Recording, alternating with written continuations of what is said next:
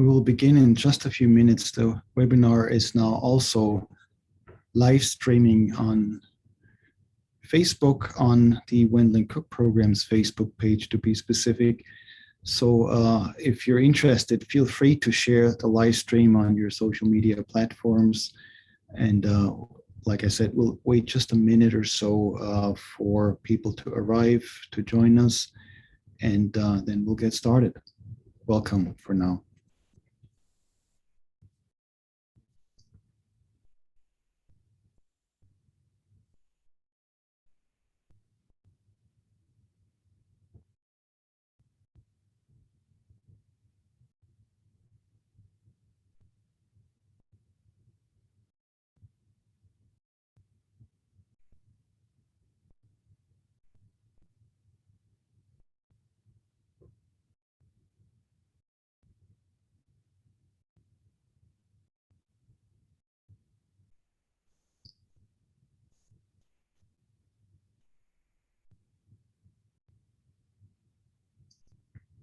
I'll wait just one more minute to allow people to join.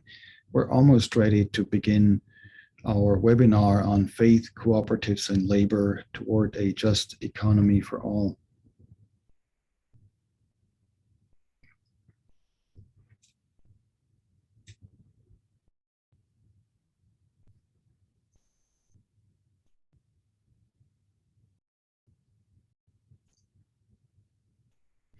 Like I said a minute ago, this webinar is also live streamed on our Wendland-Cook Facebook page, so feel free to share that live stream on your own social media platforms. It's the Wendland-Cook Program in Religion and Justice's Facebook.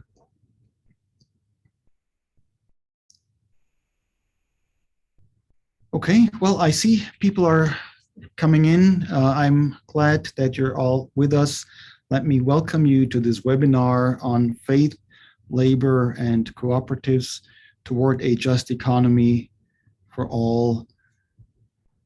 As you would have imagined, this topic relates to the upcoming Labor Day in the United States, but we wanted to give everyone an opportunity to hit the ground running next week, and so we're starting this conversation a week early. You can find more information about our work on religion and labor at the following link in the chat. That also includes some resources for Labor Day. This is some of the work that's done here at the Wendland-Cook Program. My name is Jörg Rieger. I am the director of the Wendland-Cook Program and professor of theology at Vanderbilt University, and I will be moderating today. At the Wendland-Cook Program in Religion and Justice, we're concerned about labor, not just on Labor Day, but because we believe that work and labor, as well as a just economy, are fundamental to all of our lives. 99% of us have to work for a living, and we spend the bulk of our waking hours at work. That's what I do, and that's, I'm sure, what a lot of you are doing. This shapes us more deeply than we often recognize, not only economically, but also politically and religiously. In addition, labor is the place where oppressions along the lines of race, ethnicity, gender, and sexuality tend to be most pronounced. So fighting back here is key to our concern for total liberation as well. In a nutshell, we believe that there can be no political democracy without developing economic democracy. And we suspect that there can be no religious democracy either without economic democracy, which needs to start at work. In other words, work and labor are about improving communities and relationships, as well as people's agency, creativity, and freedom.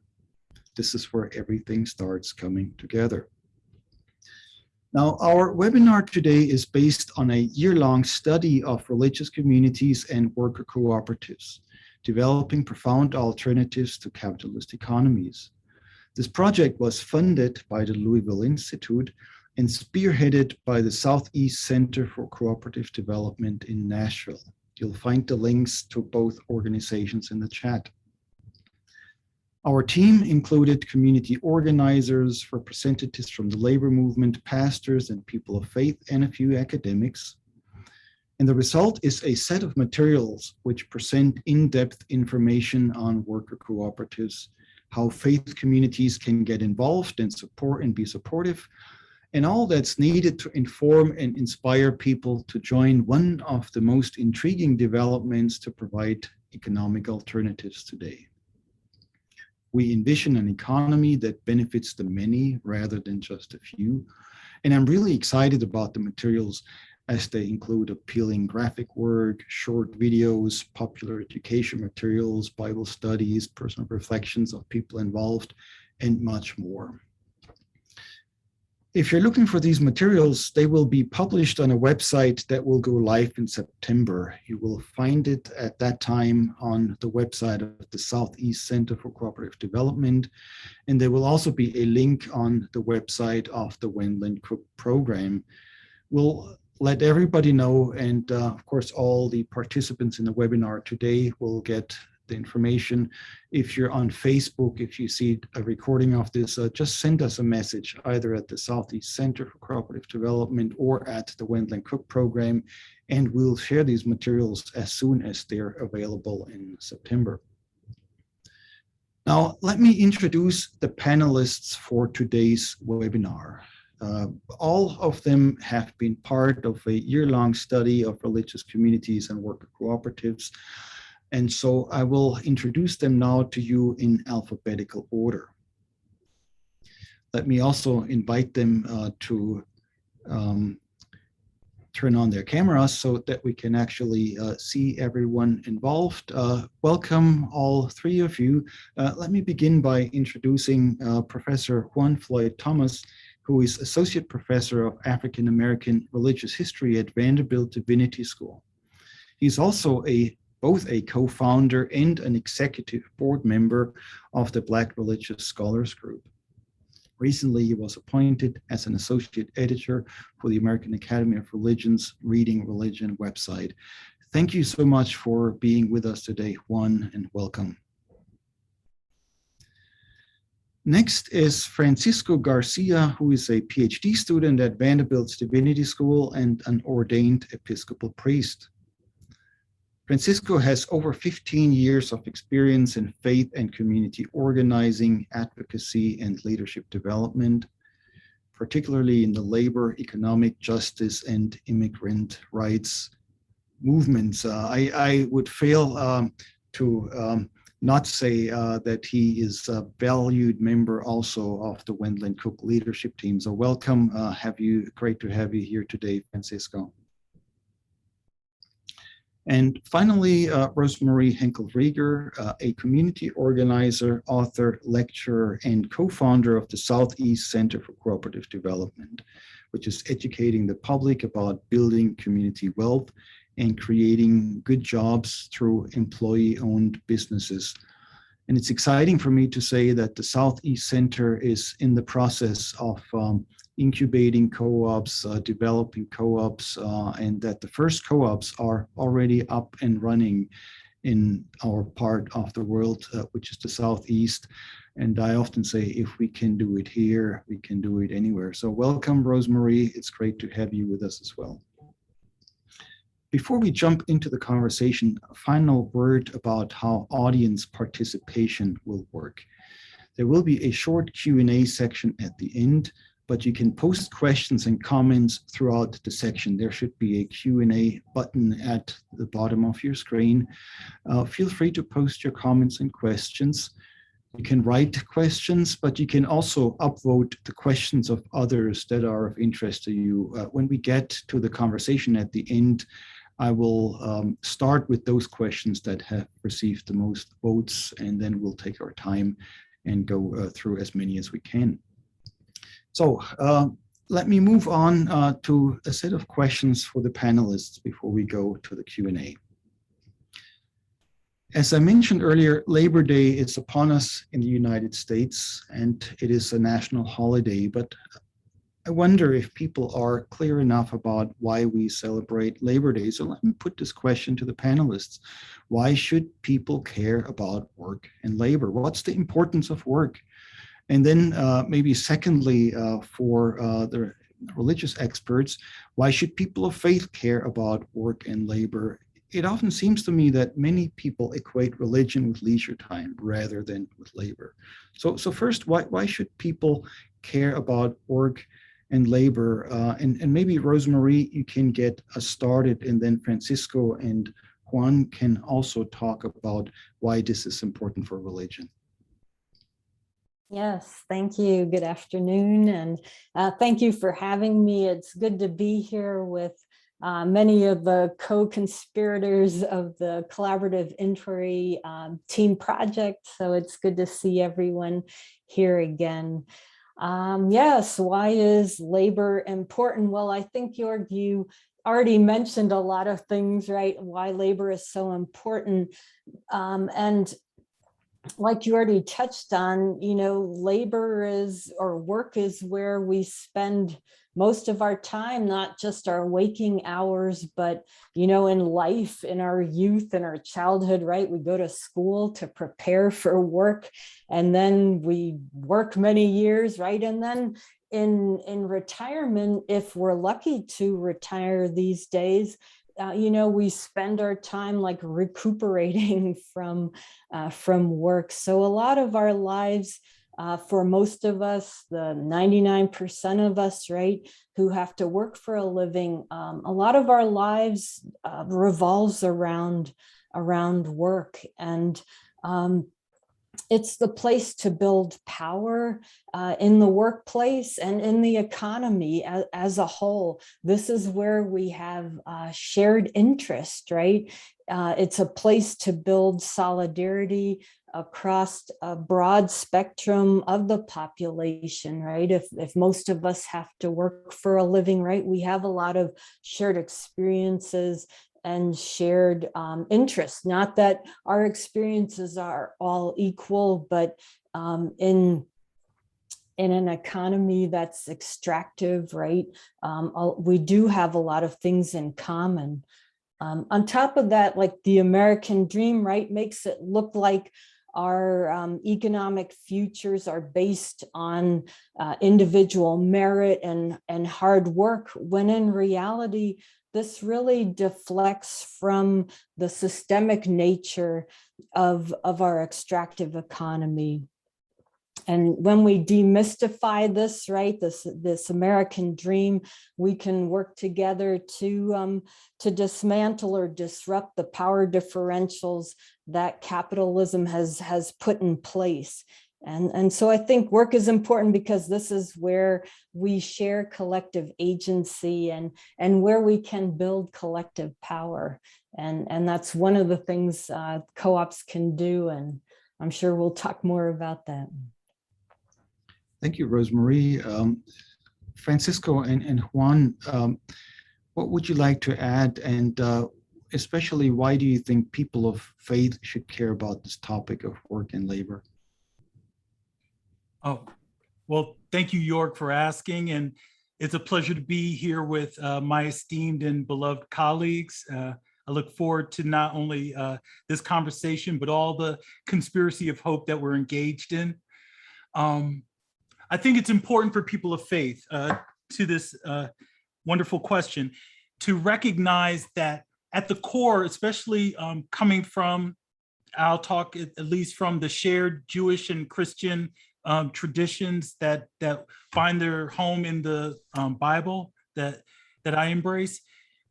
It's not that our views on labor and the economy are incorrect, but I think they're woefully inconsistent, right?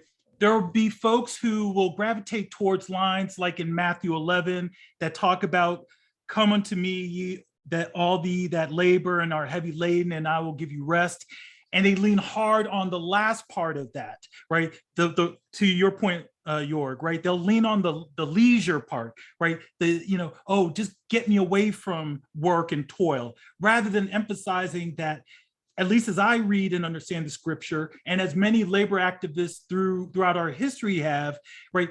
We live and operate and function, as Rosemarie has said, in a world of work, right? David, before becoming a king, was a shepherd, right? You know, the idea that Jesus was surrounded by folks whose labors defined them, right? You know, tax collectors and fishers, you know, literally and figuratively, you know, folks who did fishing for a living, right? Even Jesus was a carpenter, right? And I'll talk more about that, right? But there were many labor activists and advocates, the Knights of Labor I'm thinking of, who glommed onto this issue of Jesus as a worker, right? And that's important, right? That work had dignity, that there should be a decency about folks who work on a regular basis to make income come in. But also, additionally to that, right? And I think about the writings of H. Richard Niebuhr, right? No lesser than his brother Reinhold. But when he wrote about Christ and culture, the idea that our economy, our economic and social reality is very much connected and in tension with our sacred and theological realities, right? There were times in which we lived in an agrarian society and our faith systems resembled that. An industrial world of labor, right? Suddenly, you know, factories started looking like churches, right? Similarly, you know, in the 80s and 90s, churches started taking on the appearance of shopping malls, right? Now that we live in a gig economy, are we going to fall into the kind of downward spiral of a gig theology, right? Where, you know, Uber and Lyft will be the model for our church denominations. Okay, I don't know. I leave that to you theologians to decide that. But it's something to think about, the interconnection of these two worldviews, the economic and the theological or spiritual. Last, and I'm revisiting this issue about Jesus being a carpenter, there's something powerful about what the world of empire does to us, right? About the forces, as we'll talk about in terms of hyper-capitalism, and what happens when the world will turn something that you use for your livelihood to wreck and ruin your life, right? To think about what happens when you have a carpenter, you know, hung up on an old rugged wooden cross. It does things. If you follow your faith and those things that your faith extends to you to their logical conclusions, right? People of faith who are also people who work often have to wrestle with what it means to be so wedded to those things that help you make a living. And yet, as we've seen with frontline workers and, you know, the frontline heroes and essential workers in our own time, right? You know, we might, you know, cheer for them and give them, you know, slices of pizza, but are we giving them a living wage? Are we providing for them, you know, the necessary assistance and healthcare that they are so putting themselves at risk to provide to others? Are we allowing school teachers to, you know, be able to think about not only their own personal respect, but also ways to protect their lives, right? And I'll stop there. Yeah, thank you so much, Juan. This is a wealth of information. All of it, we really have to keep in the back of our minds. And so it's always strange that these things are all with us, but we're not talking about it much in religious communities and faith communities. So this is a beginning where some people are doing it already, and we're of course trying to bring more people into the conversation. So Francisco, you're someone in whose own life faith and work have always come together. So I'm curious to hear your response. Yeah, getting me rolling with both of you, Rosemary and Juan.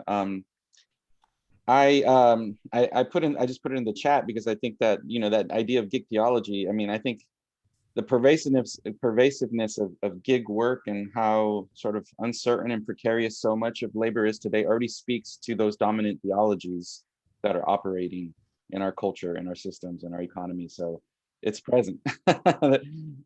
So, but I think, yeah, as our faith traditions, I feel, compel us to be just as concerned for the material aspects of our lives as the spiritual. And in fact, to understand that they are not separate from each other. You know, we can look to many examples for this, but one from, you know, the Christian tradition, the story of the various episodes of the feeding of the masses, right? The feeding of the 5,000, of the 4,000, etc. The fishes and loaves story. it's often seen as a miracle of sorts, where maybe Jesus with some magic hands multiplies the loaves and the fishes, but the miracle is not really, it's not really about multiplication of the food as it is in the act of radical cooperation among those gathered. Multiplication existed because cooperation happened. It's an early example of the solidarity economy in the making. And we can't spiritualize away that story. It's very material. It's rooted in bread, in fish, in food, in sustenance, in nourishment, and in justice. And so I think that the way that we read our stories, our sacred stories, and relate them to the economy today, that lends itself to really understanding how faith and labor are intimately intertwined. And I think that as people of faith, we have to examine our lives more closely and understand our majority collective identity as working people, as Rosemary suggested, the 99%. Those, unless we're in that 1% income bracket where our wealth is just generating more wealth, our labor is all precarious, ultimately, subject to the system, subject to employers, subject to the economy that tramples down upon people, unless we do something about it. And so, and this includes pastors too, right? Many of the pastors that I know face economic struggles and uncertain job circumstances like many other workers do. In many cases, it is gig work. And so I think that when people of faith, when we begin to understand and talk about how issues of class and labor influence not only our personal lives, but also our understanding of worship and what it means to be and do church, then we can begin to create those building blocks for solidarity. Thank you so much. This is really such a great overview. We've talked about the importance of labor. It's a lot more important than we oftentimes think it is. We've talked about some of the pressures that are faced by working people, including those of us who think, we're professional class, perhaps middle class professions and so on. So there's much going on. What we want to talk in this webinar today is alternatives and solutions, right? There's a problem that we can all see. Now we want to talk a bit more about where do we go, where do we take this? So this brings me to my second question that has to do with how labor is organized. Now, many people are not aware, I would argue, certainly in the United States, but many other countries also. By the way, I've seen we have an international group here with us today. Welcome everybody inside and outside of the country. And if you think about it, a lot of this affects all of us in many places where people are basically not aware that labor can be organized democratically. Put differently, while many Americans are in favor of political democracy and many other people around the world, they don't know that economic democracy is even an option. Let me caricaturize a bit. At work, it is almost as if managers or bosses are taking on the roles of kings and queens of old. And while people would not accept dictatorship in politics, they somehow seem to assume that it is perhaps more normal at work. So we want to talk about alternatives now. What could these alternatives look like? All three of you have been part of this project on the study of religious communities and worker cooperatives. This is about more democratic ways of organizing labor, empowering labor, and the kinds of things that you've already mentioned. So in this study, what have you found? What is going on? How can labor be organized differently and be empowered differently?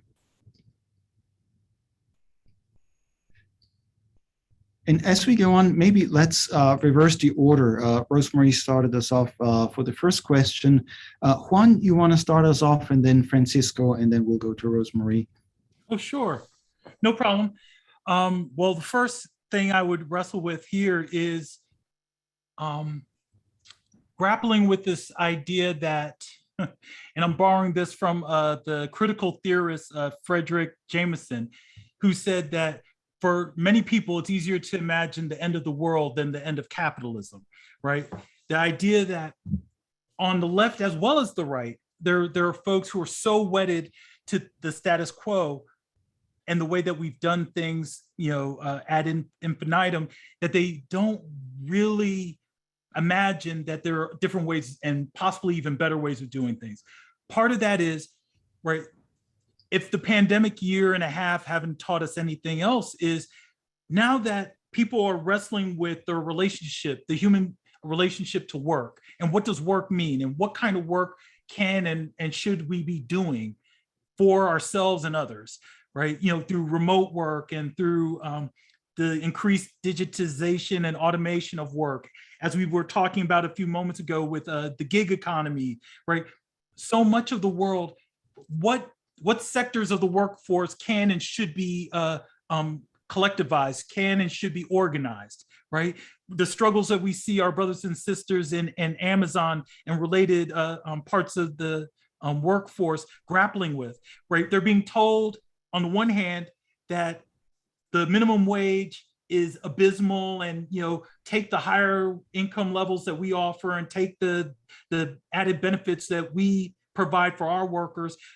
But then somehow that isn't translated to, okay, then maybe we need to move towards a living wage, or maybe we need to move towards universal health care, or maybe we need to guarantee that health care and a guaranteed income aren't just a privilege or a perk, but a right of all human beings, right? Well over 100 years ago, when the labor movement was able to finally institute not just Labor Day, and didn't consider Labor Day to be a golden opportunity for the last cookout of the summer or a fine time to go to the beach, but they thought that at least a guaranteed day of rest for those folks who gave their all and continue to give their all to make sure that the society and the world keep running, right? The same labor union that made it possible to, make child labor, if not non-existent, then make it illegal and something that we don't depend upon to earn our daily bread, right? To guarantee that we have things like a weekend, like, just 2 or so days at the end of a busy and hard fought week, to guarantee that you could replenish and rest your body and soul. That's what, in addition to all the stuff that the labor movement physically, literally made, right? They helped to make life, at least in the United States and other parts of the globe, more livable, more bearable. And that's a debt that we can never repay. So when we struggle to think about why is there this disconnect between, the average person and, folks who are engaged in ongoing struggles for labor, I think, once again, part of this is people haven't thought it all the way through. People don't recall or take for granted all that they've been given by those folks who gave so much and yet have not had a voice in our society. Okay. Thanks, Juan. Francisco, you want to go on this whole question about labor and how do we organize it more democratically? Yes. Also, just to add to what Juan was saying about those early struggles, those fights for the fundamental rights and recognizing the dignity of labor.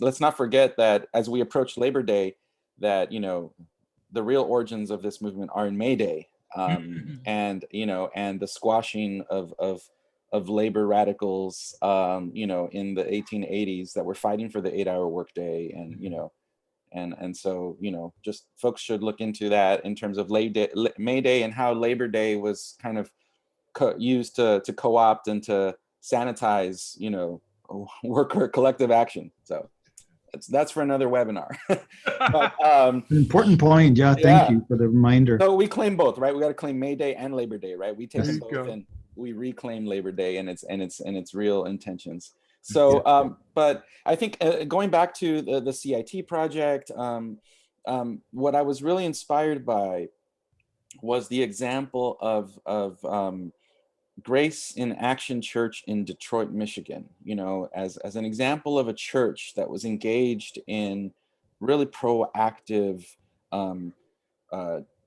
ministry and organizing around economic justice issues and cooperative work. And so their ministry goes beyond traditional church models that emphasize Sunday worship, right? Sunday as the pinnacle of our Christian experience. And they've really built a faith and justice rooted community, and have incubated several cooperative collectives that blend the arts, technology, youth engagement and activism, and real job skills training.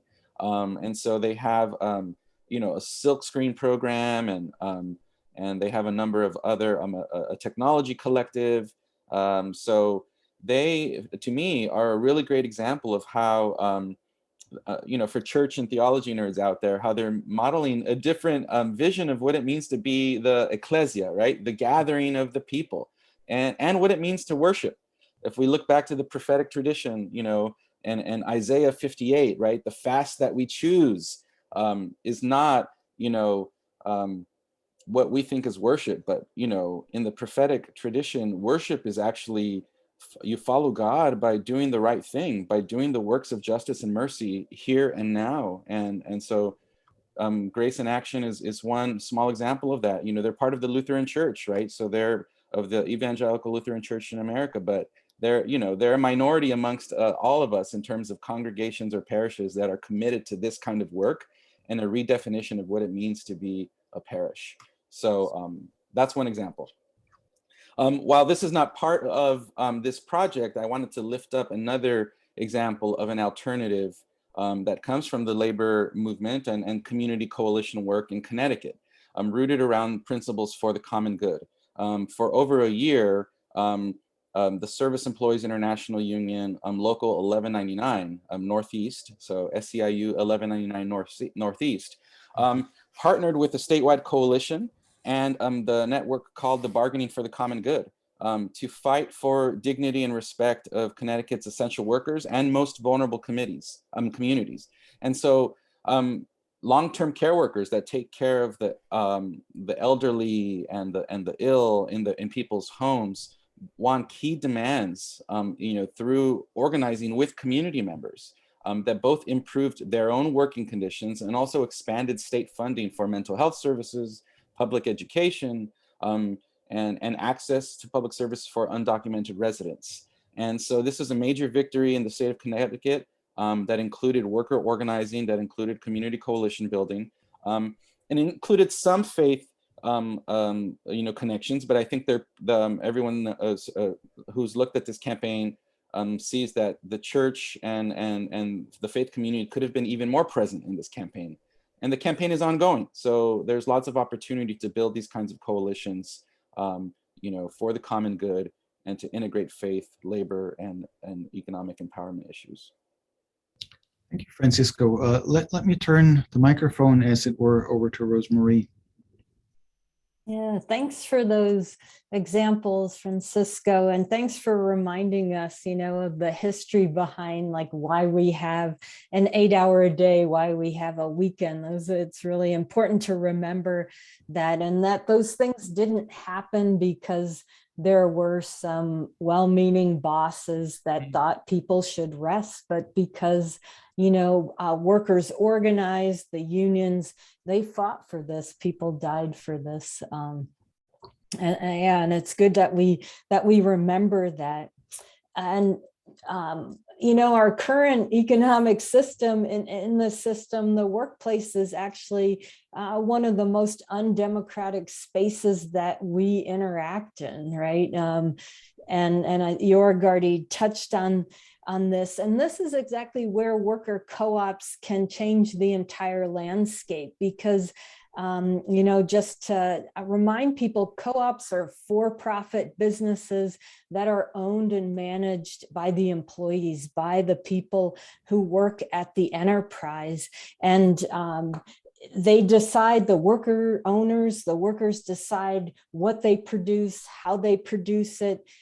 They decide what is done with the profits, right? These aren't disproportionately siphoned off to shareholders or the CEO, but the workers themselves decide what do they do with the profit, how do they share it amongst themselves, what do they do to invest in the community. And so they share in the risks and returns of owning and running a business together. And this goes down to everything. The workers vote on a board, right? If they want to be managed by a board, they vote for the board members. The board hires a manager, and so we see that there is a way to democratize the workplace. And this isn't a new model; it's just not very well known and very well understood. I have on my desk a book that we actually used in the CIT project. It is written by Dr. Jessica Gordon-Nemhart. It's called Collective Courage. And this is a good reminder of, the subtitle is The History of African-American Cooperative Economic Thought and Practice. And, it reminds us that this isn't a new model. It goes way back, right? Our African-American brothers and sisters, have used this model for many years. It's a model used around the world. And so we don't have to be afraid, right? We don't have to reinvent something new, right? There is a way to change the economy, to make it more democratic by, workers, employees, calling the shots, making the decisions about what is produced, how it's produced, who gets what's produced, and who decides what is done with the profit. So if you put it all together, I think what we're seeing is there's some real dynamic energy going on in labor communities. There's the labor movement that has been fundamental for shaping the world as we know it. There are worker cooperatives that may have been less recognized, but I think this is something that we're learning now, how fundamental all of these organizations have been in shaping our country. And it's always striking to me that people understand how politics needs to be democratic just because it's so important in our lives. It shapes us, touches us all. Therefore, it has to be democratic. I think we need to build more awareness why economics also has to be democratic. If it is that important, if it touches us that deeply, it has to be driven and determined by all of us in one way or another. And of course, this is the lesson for people of faith. If faith is important in its own way, it too has to be democratic. And so, as we have oftentimes said, economic democracy, political democracy, and religious democracy need to go hand in hand, need to inform each other, and you can't really have one without the other. So this is one of the important things of worker cooperatives here in particular. I'll come now to our final question, and let me invite the audience to put your own questions into the Q&A. This is where they go. You can upvote questions that are already there. There's one question that is about the church being effective in right to work states. Tennessee is one of those. We can talk more about that when we get to it. We'd be happy to have more questions there. So here's my final question. What I've seen in religious communities, I think is hopeful, because religious communities are becoming aware that religion is never practiced in separation from the world. Religion and life always go together. I've seen many religious communities becoming more interested in the community and in political developments. I've seen religious communities committed to dismantling sexism and racism, which is much needed in an ongoing battle. This is something that will be with us for many years. But what is not quite as clear, it seems to me, in religious communities is how work and labor are part of that struggle. So as religion becomes more open, more focused, not on itself as much anymore, but on the world and on the well-being of people and really the planet as a whole, we're seeing new developments. So here's sort of a double question. Let me ask the first part of it and put it to Francisco first, and then Juan, and then the final question to Rosemarie. So the first question is, if it's true, if I'm correct, that religious communities are still learning to value labor and religion and see their importance, what might it take to help them? How could the topics of work and labor be introduced to religious communities? What would be some of the tools? What would be some of the resources? And then the question for Rosemarie, put this question the other way around. What might religious communities contribute to the development of better economic relationships, specifically worker co-ops? So let me begin, Francisco. What would it take to get the churches more involved and realizing the importance of what we're talking about? Well, I think that basic labor education and awareness is desperately needed in congregational settings.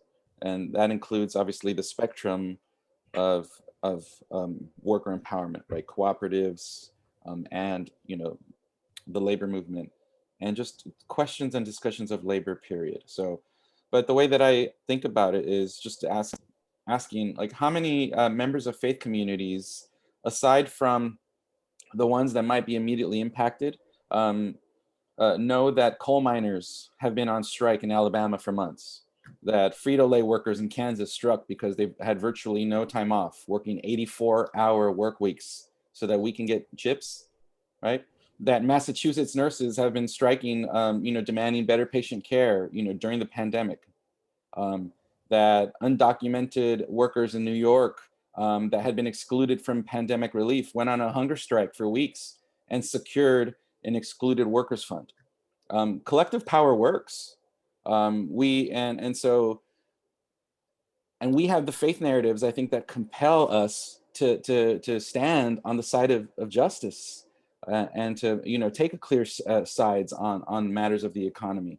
And so I think we just need to begin to engage in this labor education in parish settings, using any and all resources available, connecting with local movements, helping bring that integration together. And obviously, and certainly the CIT materials that are forthcoming are a good place to start, because it'll help communities to begin to discuss labor and religion and cooperatives from a theological, biblical, social, political perspective, to learn more about how faith communities have historically participated, and also to invite congregations to begin discernment about how do we, with where we are located, with the resources that we have, with understanding who we are in our pews and who we are in our neighborhood, how do we respond? How do we engage? And so that's my hope, is that we can begin to bridge movements and awarenesses and then move people to action. What I hear you saying, Francisco, is we're not just talking about one additional social issue. We're talking about something that's at the core of religious identities, that has to do with the sacred texts, that has to do with the theology, images of God, and all of that. It's absolutely central to that, I think. Yeah. Thank you. That's part of what we're working on here, the Wendland-Cook Program also, and the CIT project has really helped us spell some of that out. So I'm excited to see these materials very soon. So thank you. Let me turn over to Juan. Same question. I would echo everything that Francisco has said, but also what I grapple with is reading the sign of the times. If 2020, just thinking about it in its entirety, from January of 2020 to January 2021, if all the events and all the things that the trials and travails that we had lived through hadn't been enough of a wake-up call in terms of ecological devastation, in terms of global pandemic, in terms of political upheaval and racial reckoning and murder hornets, right? If the number of things that we've dealt with over the past calendar year weren't enough to tell churches, church leaders, church members, even folks who hadn't been by the church in a mighty long time, that we need a wake-up call in terms of what you were saying before, Jorg, about the broad spectrum of democratization, right, that needs to take shape, right? Almost 100 years ago, at the height of the Great Depression, the reason why the Democratic Party came into its power under Franklin Delano Roosevelt wasn't just because of his winning smile and his great, whip appeal, but it was also about the idea that as capitalism was going through a crisis, as political democracies were seen to be in a downward spiral, right? In a world full of dictatorships, in a world of autocratic regimes, right? The idea of how do you make economic democracy, right, in terms of the New Deal, more feasible, more possible. And once again, it was, to borrow Francisco's statement, maybe a lollipop, a panacea, right, to try and calm the tides of Marxism in all its various modes or whatever.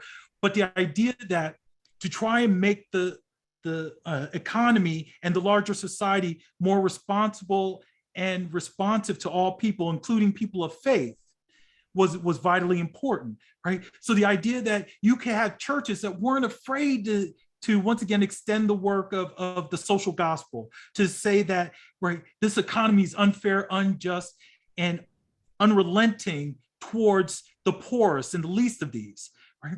We need to hear that more, rather than, as one of the people mentioned in the Q&A, rather than thinking that God is just a winning lottery ticket, that once I find salvation, grace, and mercy in God, it's my get out of jail free card, and I don't ever have to worry about anything ever again, right? As I understand the gospel, right, it makes our lives easier, but it doesn't make life easy, right? Once again, it lightens burdens, but it doesn't say that burdens will never happen or occur.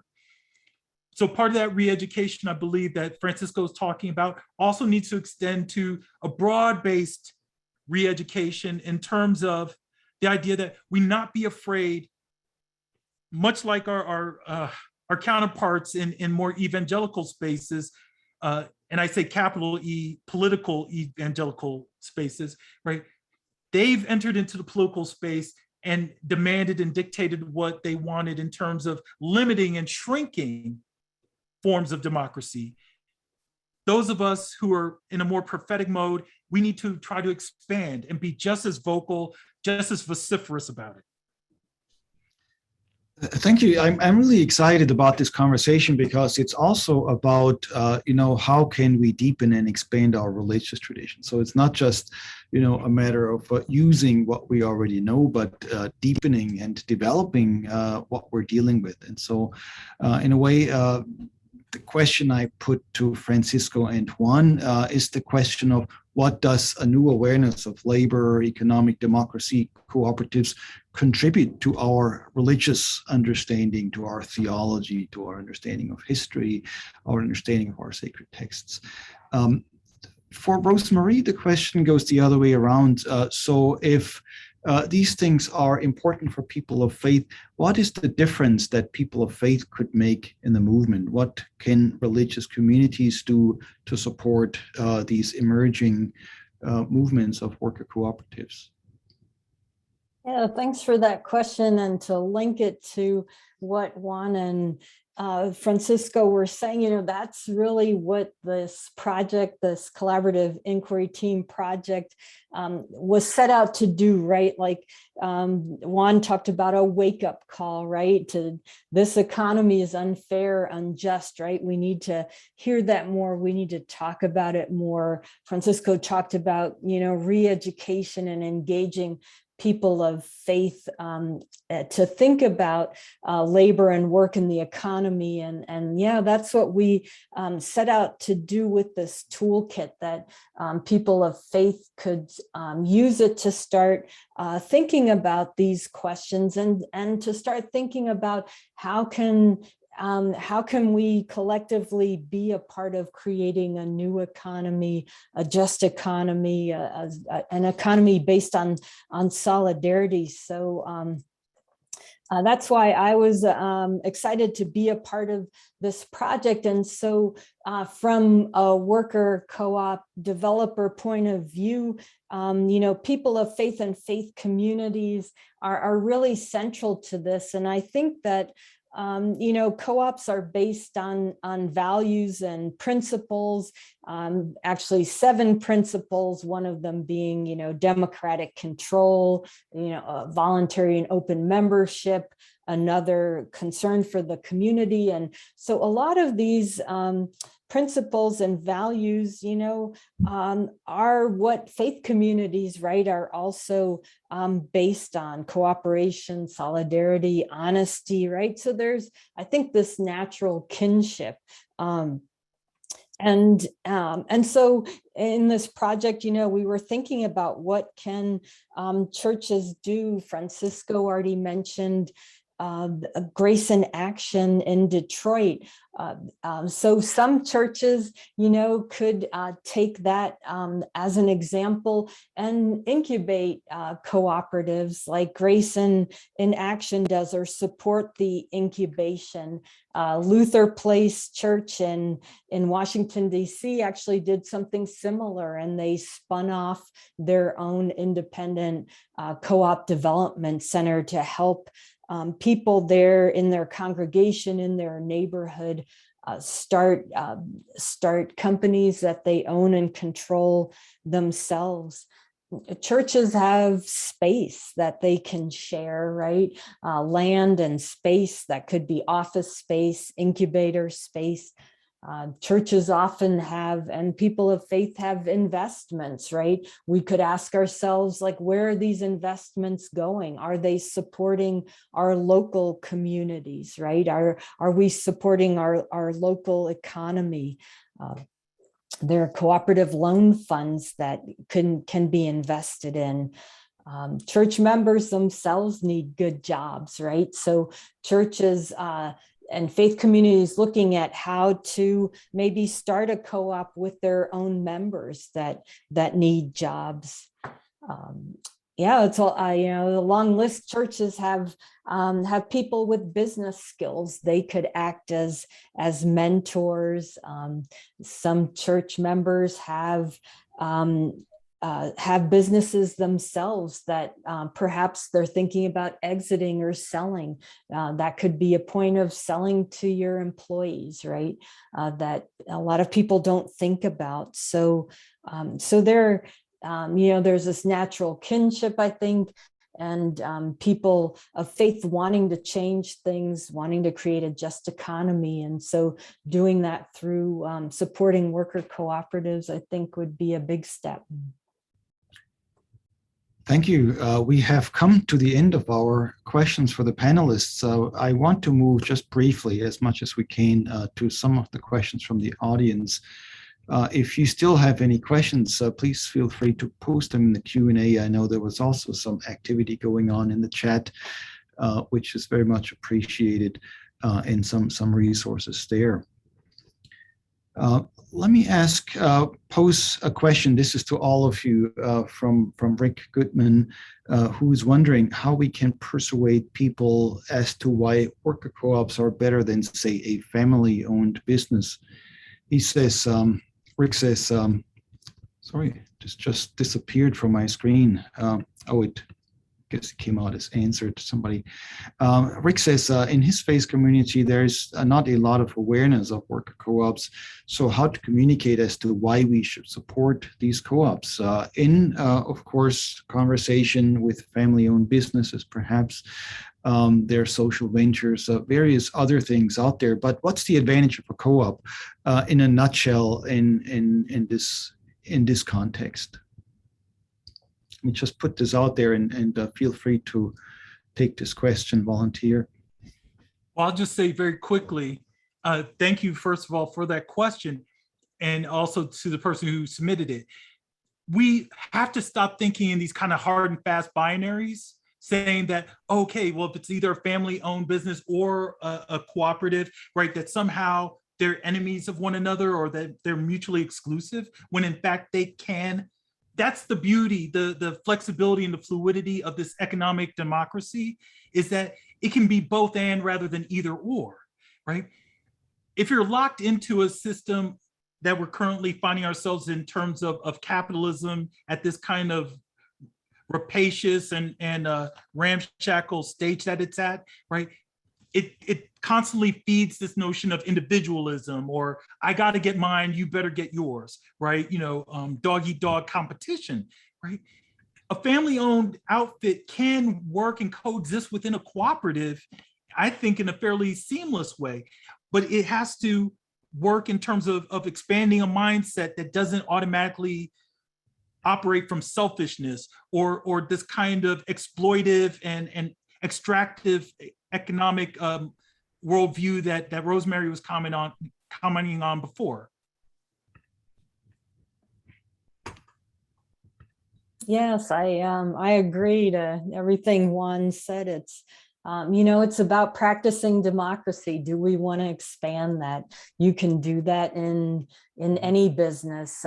Actually, my colleague and the co-founder and co-director of the Southeast Center, Benny Overton, worked in a big Ford-owned glass plant where they had self-directed worker-led work groups. So you can expand democracy and control in any kind of business. Mm-hmm. I see in the chat somebody is reminding us, and thank you for that reminder, Sarah, that today is indeed the International Day for the Remembrance of the Slave Trade and its abolition. And since we're talking about labor relationships, I sometimes say that if you think about slavery as the worst possible distortion of labor relationships, this is something that directly relates to our conversation. We're talking about labor relationships, how they can be improved, and we need to constantly remind ourselves of how distorted things were in the past and sometimes have gotten again and might be getting again, so that we commit ourselves to this never happening. And then also have conversations about what possible reparations might be in order. There was a recent piece that argued that capitalism in the United States is so brutal because of the history of slavery, because of the abuse of enslaved persons. And so those are all things that are directly relevant to the conversation that we're having. And then also talk about the urgency of really coming up with alternatives. Maybe one more question from the chat here. Actually, this is from the Q&A. Aguilan Victor talks about the necessity of economic democracy in order to build and sustain political democracy. He talks about the history that in many cooperatives that we have, like credit unions, farm cooperatives, and so on, the profit motive, though, is still so strong that it keeps messing up things. And so his question is there a new model of cooperatives that would avoid this sort of co-optation? In other words, where's the hope here? Juan earlier talked about this conspiracy of hope. I really like that term, and maybe this is the way to conclude here. What's the hope? What's the new thing that we're talking about? Yeah, I'll jump in. You're right. The person who asked the question, credit unions, a lot of utility co-ops, are consumer co-ops, and they have been co-opted, and in a sense that they aren't democratically led. I think worker co-ops, are kind of that. The antidote, right? Because if the workers who produce and what are at the heart of making the decisions, especially around what is done with the profit, I think that really, brings it down to an ultimate democratic level. And of course, that's where union co-ops, it's kind of a merger of workplaces, cooperatively owned workplaces that also have a union bargaining contract. And that adds another layer of democracy, right? To make sure that all worker voices are heard and things don't happen as easily. This conspiracy of hope, we always have to be on the lookout, right? That things are done in a democratic fashion. So that's important. But I do think like worker cooperatives and then even, union co-ops is a way to to make sure that things do happen in a democratic fashion.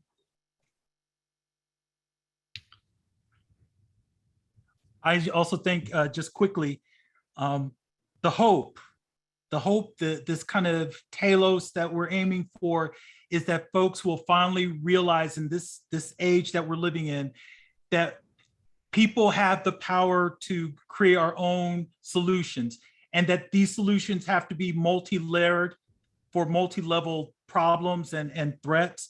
So once upon a time, people looked to worker collectives and cooperatives. Yes. Folks look to faith-based initiatives. Yes. Folks look to government-run solutions. Yes. Right.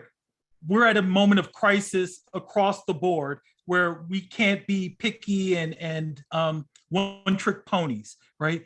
We're dealing with ecological disasters. Wendland-Cook has been one of the forerunners in having those conversations about faith and worrying about the world in terms of eco matters, and I commend you all for that. Class and labor, racial justice, gender equity, right? There are so many concerns here that it can't just be, thinking of a magic bullet to solve that one shot will take care of all our woes, right? Everybody with every skill set that they have and can bring to bear need to be called into trying to solve the problems that face not just us, but the next generation, and God willing, the generation after them, right? So part of what I'm thinking of in this conspiracy of hope is wrestling with the fact that, yeah, we don't have any more time to waste, but what a golden opportunity God has given us if this is finally the time and we could be part of those folks who've been called to do this work, which is try to rescue and redeem God's creation in our time so that, we have a gift to give to the next generation, to the future. Thanks, Juan. Francisco, you have the last word from the panelists today. The hope I see is that organizing works, and building community works, and whether it's through workers getting organized at their workplace, through unionization, and getting a voice on the job and claiming the dignity that they have in all of their humanity, including in their labor, or whether it's through the creativity that comes through worker owners coming together over this project that they all feel passionately about, that they can serve the community and also lift up the dignity of their labor through a cooperative. I think all of it points to a different way of centering human dignity in our economy. So that's my hope, is that we can do this work of organizing and integrating across these different movements and entities to really achieve the kind of systemic change that we need. And I think that'll help us challenge what someone, I think in the Q&A, mentioned, the fact that under capitalism, labor has been alienated. And I think because in the United States, our religion is subservient to capitalism, and again, that's for another webinar, but the hope is that we organize and we come together to make change. Thank you so much, Francisco. Thanks to all three of you, Juan and Rosemary, two powerful words, much to talk about. And if you followed in the chat and the Q&A, there's a lot more that we could talk about. And this is where I would like to leave us at this point. Our audience, thank you so much for joining us today. We think that this conversation today marks only a beginning, but we also see that good things are already happening. So we're not just talking about utopian dreams, we're talking about examples, we're talking about movements that are out there. We're talking about things that are being built and that can yet be built. Some religious communities and worker co-ops are already engaged in this work in various places around the United States. You've heard examples. We would like to invite all of you to join us in this work and to consider how your communities could become part of it if they're not already there. I'd like to mention also that not only are some religious communities supporting the development of worker cooperatives, some labor unions are doing so as well, and other community groups are invited, of course, always to join as well. So for more information, for more inspiration, and also for more conversations, look at our materials that will be published soon. And for those of you on Facebook that don't have access to the Q&A and to the chat, let me just repeat the following websites. The first one here is the Southeast Center of Cooperative Development in Nashville. Website there is www.coopsnow.org with a hyphen between co and ops, co-opsnow.org. And then the Wendland-Cook Program's website is www.religionandjustice.org. One word, religion and justice. You can stay in conversation with us via those websites. The Southeast Center has another training coming up very soon. You can sign up for that. You can check with any of us. Let me also invite you to sign up for our email lists and, of course, to like us on Facebook. So thanks, everybody. Thanks especially to the panelists and everybody who worked with us. Aaron Stauffer, who did all this work in the background. Thank you, Aaron. And we're looking forward to staying in touch and more soon. All the best and take care.